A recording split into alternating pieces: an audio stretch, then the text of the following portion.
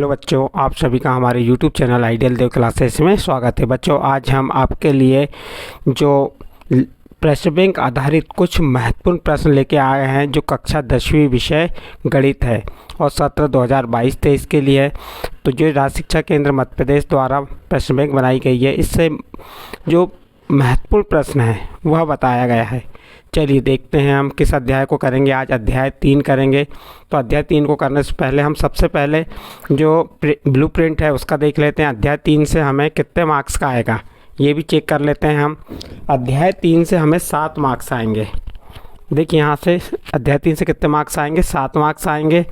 जो 1 अंक का एक प्रश्न रहेगा और 2 अंक का एक प्रश्न और 4 अंक का एक प्रश्न। 4 और 2 6 और 1 7। इस प्रकार से यहाँ इस अध्याय से 7 अंक के प्रश्न आने वाले हैं, जिसकी तैयारी अच्छे से कर लीजिए। जिसमें एक 4 अंक का प्रश्न महत्वपूर्ण प्रश्न आएगा। आप इसमें विलोपन विधि, प्रतिस्थापन विधि को विशेष रूप से कीजिएगा। चलिए आगे देखते हैं। इससे क्या हटाया है, कुछ हटाया है क्या अध्याय 3 से? हाँ, इससे जो हटाया है 3.43 एक रैखिक समीकरण युग्म को हल करने की बीजगणित विधि को हमें हल नहीं करना है। इस विधि के प्रश्न आपके पेपर में नहीं आएंगे। चलिए देखते हैं। यहाँ दिया है 2 चर वाले रैखिक समीकरण। 2 चर क्या हो गए, x और y, और रैखिक समीकरण जिसकी घात क्या हो, 1 हो। तो यहाँ पे जो महत्वपूर्ण चीज़ें हैं वो पहले बता देते हैं आपको। चलिए यहाँ पे रैखिक समीकरण युग्म हमारा क्या है, a1 x धन b1 y धन c1 बराबर 0 और दूसरा a2 x धन b2 y धन c2 बराबर 0। इसके ये 3 जो प्रश्न हैं ये बहुत ही इम्पोर्टेंट प्रश्न हैं। ये पेपर में आपके आते ही हैं। निश्चित समझिए कि इन तीनों में से एक प्रश्न आपके पेपर में आना ही है, विकल्प या खालिस्तान के रूप में। देखिए इसका नंबर 1 क्या दिया, जब a1/a2 बराबर नहीं b1/b2 है तो युग्म कैसा होगा, एक अद्वितीय हल होता है। इस स्थिति में रैखिक समीकरणों को निरूपित करने वाली रेखाएं कैसी होती हैं, प्रतिच्छेदी होती हैं, अर्थात समीकरण निकाय कैसा होगा, संगत। यहाँ पे 3 प्रश्न बन गए। एक प्रश्न पूछ सकता है आपको कि a1/a2 बराबर नहीं b1/b2 का क्या होगा, एक अद्वितीय हल होगा। जब एक अद्वितीय हल है तो इसकी रेखाएं कैसी होंगी, प्रतिच्छेदी होंगी, और समीकरण निकाय कैसा होगा, संगत। दूसरा देखिए a1/a2 बराबर b1/b2 बराबर c1/c2 है तो युग्म अपरिमित रूप से अनेक हल होंगे। इसके अनंतः या अपरिमित रूप से अनेक हल होंगे। इस स्थिति में रैखिक समीकरणों को निरूपित करने वाली रेखाएं कैसी होंगी, समपाती रेखाएं होंगी, और अर्थात समीकरण निकाय संगत होता है। इसके बाद आपका दे दिया a1/a2 बराबर b1/b2 बराबर नहीं c1/c2 है तो युग्म का कोई हल नहीं होगा। इसका क्या होगा, कोई हल नहीं होगा। इस स्थिति में समीकरणों को निरूपित करने वाली रेखाएं समानांतर होती हैं। रेखाएं कैसी होती हैं, समानांतर, अर्थात समीकरण निकाय असंगत होता है। इस प्रकार से ये तीनों महत्वपूर्ण हैं और इससे आपको अलग अलग प्रश्न पूछ सकता है कि प्रतिच्छेदी रेखा कब होती हैं, निकाय संगत कब होता है, अनंत अनेक हल कब होते हैं। इस प्रकार से इससे क्वेश्चन बना सकते हैं और यहाँ से ही आपका 1 अंक कंप्लीट है। नेक्स्ट आगे चलिए। सही विकल्प निम्नलिखित में से 2 चरों रैखिक समीकरण हैं। यहाँ पे दिया है 2x वर्ग धन 3y बराबर 5, बी दिया है 3x धन 4y वर्ग बराबर 6, 4x का वर्ग धन 5y का वर्ग बराबर 6, और डी नंबर दिया है 5x धन 6y बराबर 7। आपको यहाँ बताना है निम्नलिखित में रैखिक समीकरण है, रैखिक समीकरण जिसकी घात क्या होगी, 1, और चर कितने होंगे, 2। देखिए यहाँ पे x और y 2 चर हैं और इनकी घात क्या है, 1 है। इसलिए इसका सही आंसर डी नंबर होगा। 2 चरों वाला रैखिक समीकरण क्या होगा, 5x धन 6y बराबर 7। देखिए इसके बाद मोस्ट इंपॉर्टेंट प्रश्न है जो आपके पेपर में आना ही कंफर्म है। यहाँ से 3 प्रश्न बताएंगे, तीनों प्रश्न में से एक प्रश्न आपके पेपर में आना निश्चित समझिए। देखिए a1/a2 बराबर नहीं b1/b2 तो रैखिक समीकरण युग्म a1x धन b1y धन c1 बराबर 0 तथा a2x धन b2y धन c2 बराबर 0 का। अब यहाँ 4 ऑप्शन दिए, 4 ऑप्शन में से आपको आंसर बताना है। एक अद्वितीय हल होगा, कोई हल नहीं होगा, अनंत अनेक हल होंगे, इनमें से कोई नहीं। कब हो, यहाँ पे इसका सही आंसर आ जाएगा हमारा, कौन सा आएगा, ए नंबर का एक अद्वितीय हल होगा। एक अद्वितीय हल कब होता है? जब a1/a2 बराबर नहीं b1/b2 है तो उसका क्या होगा? एक अद्वितीय हल होगा। इसका सही आंसर ए नंबर का हो गया, एक अद्वितीय हल होगा। नेक्स्ट अगला प्रश्न देखते हैं। प्रश्न नंबर 3 क्या दिया इसका? यदि a1/a2 बराबर b1/b2 बराबर नहीं c1/c2 तो रेखिक समीकरण ये घुमा a1x धन b1y धन c1 बराबर 0 तथा a2x धन b2y धन c2 बराबर 0 का यहाँ से कौन सा हल होगा? अब यहाँ इसका हल आप बता सकते हैं, इसका हल क्या आएगा? क्योंकि इसमें क्या बताया, a1/a2 बराबर b1/b2 बराबर नहीं c1/c2 तो उसका कोई हल नहीं होगा। उसका क्या होगा? कोई हल नहीं, यानी कि इसका बी नंबर का आंसर सही है। उसके बाद चौथा नंबर a1/a2 बराबर b1/b2 बराबर c1/c2 तो रेखिक समीकरण युग्म a1x धन b1y धन c1 बराबर 0 तथा a2x धन b2y धन c2 बराबर 0 का हल होगा। कौन सा हल होगा? देखिए यहाँ पे जब तीनों बराबर हैं तो इसका अनंतः अनेक हल होगा। इसका सही आंसर होगा सी नंबर का अनंतः अनेक हल। एक बार इसको पुनः रिपीट कर देते हैं क्योंकि इन तीनों प्रश्नों में से एक प्रश्न आपके पेपर में आना कन्फर्म है, इसलिए आप इसकी तैयारी बहुत अच्छे से करके चले जाएंगे। देखिए अद्वितीय हल कब होता है? अद्वितीय हल जब a1/a2 बराबर नहीं b1/b2 तब क्या होता है? अद्वितीय हल। और कोई हल नहीं कब होता है? a1/a2 बराबर b1/b2 बराबर नहीं c1/c2 तब क्या होता है? कोई हल नहीं। और तीसरा अनंतः अनेक हल कब होता है? जब a1/a2 बराबर b1/b2 बराबर c1/c2 यानी तीनों बराबर होते हैं तब अनंतः अनेक हल होता है। इस प्रकार से तीनों में से एक क्वेश्चन निश्चित है आपका बनना। इसके बाद देखिए प्रश्न नंबर 5, रेखिक युग्म a1x धन b1y धन c1 बराबर 0 तथा a2x धन b2y धन c2 बराबर 0 का एक अद्वितीय हल होने की शर्त है। अभी बताए थे हमने अद्वितीय हल होने की शर्त क्या होगी? इसका सही आंसर ए नंबर हो जाएगा a1/a2 बराबर नहीं b1/b2। फिर सेकंड इसका छठवां नंबर देखिए, ये आपका क्या दिया? रेखिक समीकरण युग्म दिए है का कोई हल नहीं होने की शर्त क्या है? तो इसका सही आंसर हो जाएगा बी नंबर का a1/a2 बराबर b1/b2 बराबर नहीं c1/c2। किसका? कोई हल नहीं होने की शर्त हो गई। और अद्वितीय हल की शर्त क्या हो गई? ये हो गई आपको। तो यहाँ से आपको उसी जो इसके ऊपर 3 प्रश्न बताए थे उसी के आधार के प्रश्न है। इसका 7वां प्रश्न देखिए, रेखिक समीकरण युग्म a1x धन b1y धन c1 बराबर 0 तथा a2x धन b2y धन c2 बराबर 0 के अनंतः अनेक हल होने की शर्त है। तो इसमें क्या होगी? तीनों स्थितियां बराबर होंगी। a1/a2 बराबर b1/b2 बराबर c1/c2 यानी इसका सही आंसर सी नंबर हो जाएगा। इस प्रकार से यहाँ पे हमने आपको जो 7 विकल्प बताएं, इन 7 विकल्प में सबसे महत्वपूर्ण विकल्प कौन से हो गए? 2 से 7, 2 से लेके 7 तक, ये आपके पेपर में बहुत ही इम्पोर्टेंट हैं। चलिए रिक्त स्थान की पूर्ति कीजिए। अगला प्रश्न नंबर 2, रिक्त स्थान की पूर्ति कीजिए।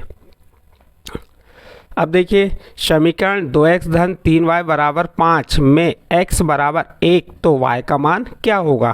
तो हम क्या करेंगे, यहाँ पे x का मान रख देंगे। किसके स्थान पे? x के स्थान पे। x का मान क्या है? 1 का 2 में गुणा किए तो 2 एकम 2 और इस 2 का बराबर के पास पक्षांतर कर देंगे तो 5 ऋण 2 हो जाएगा। 5 में से 2 को घटाएंगे, कितना बचेगा? 3 और इस 3 का उस 3 में भाग दे देंगे तो क्या आ जाएगा? y का मान 1। तो y का मान क्या आ जाएगा? यहाँ पे 1 आ जाएगा। इसको हम हल करके बता देते हैं आपको। जैसे यहाँ दिया आपका 3x कितना है आपका? यहाँ दिया हुआ है 2x धन 3y बराबर 5। 2x का मान कितना है?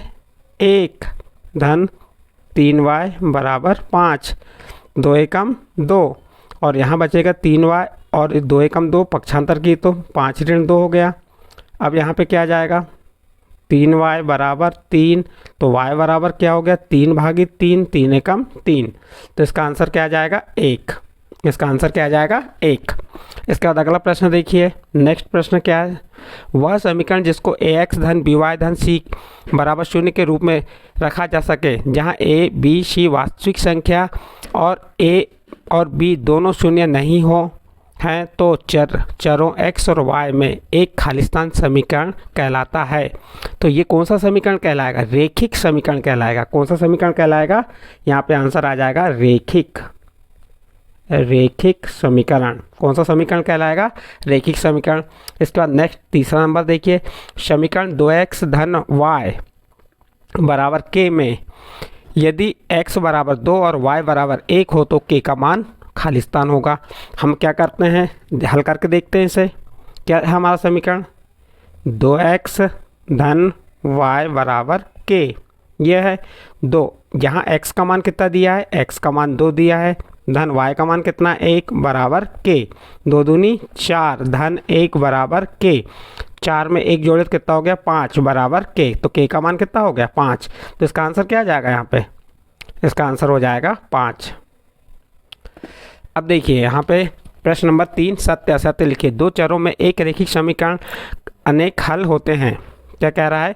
2 चरों में एक रेखिक समीकरण के अनेक हल होते हैं। बिल्कुल सत्य। इसका आंसर क्या आ जाएगा? सत्य। यहाँ आप सत्य लिख सकते हैं। क्या लिख सकते हैं? सत्य। इसके बाद रेखिक समीकरण का प्रत्येक हल उसको निरूपित करने वाली रेखा पर स्थित एक बिंदु होता है। सत्य है इसका भी क्या आ जाएगा? सत्य आ जाएगा। इसके बाद तीसरा है समीकरण निकाय 2x ऋण 3y बराबर 7, 4x ऋण 6y बराबर 14 द्वारा निरूपित रेखा प्रतिच्छेदी होंगी। तो इसे हल करके देखना पड़ेगा। इस हल करने पे हमें इसका आंसर आ जाएगा असत्य। ये प्रतिच्छेदी नहीं होती तो इसलिए क्या आ जाएगा? असत्य। नेक्स्ट अगला प्रश्न देखते हैं।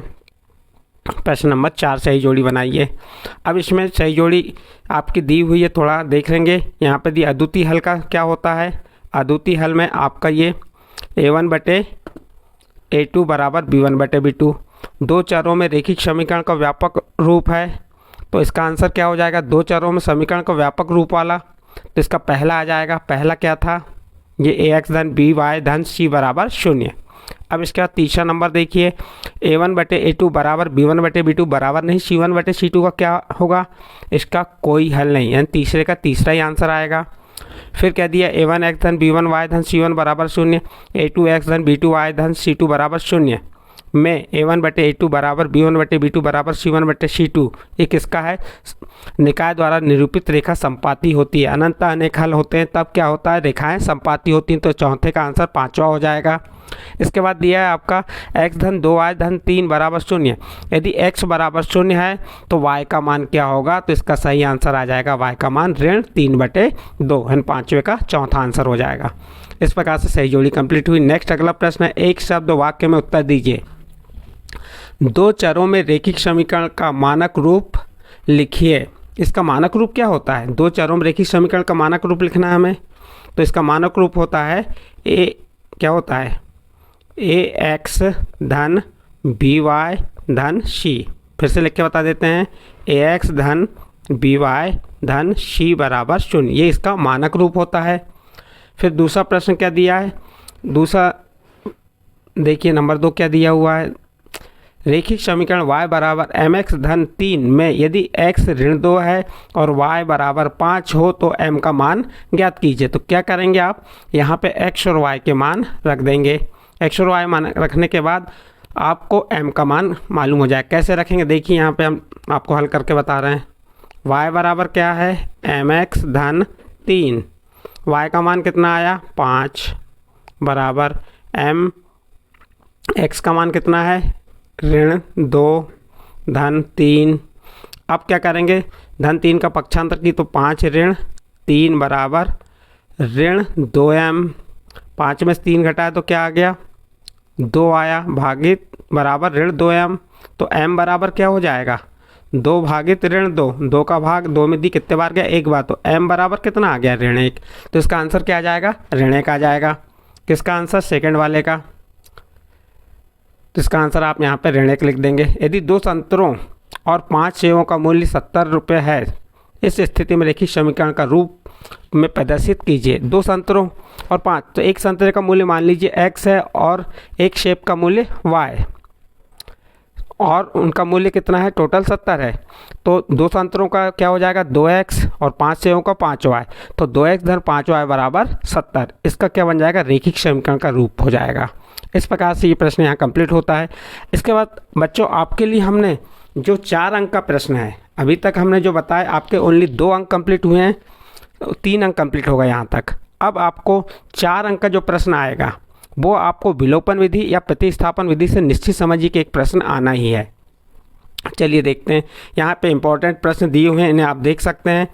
जैसे 3 बल्लों तथा 6 गेंदों की कीमत, इन प्रश्नों को आप घर में हल करेंगे।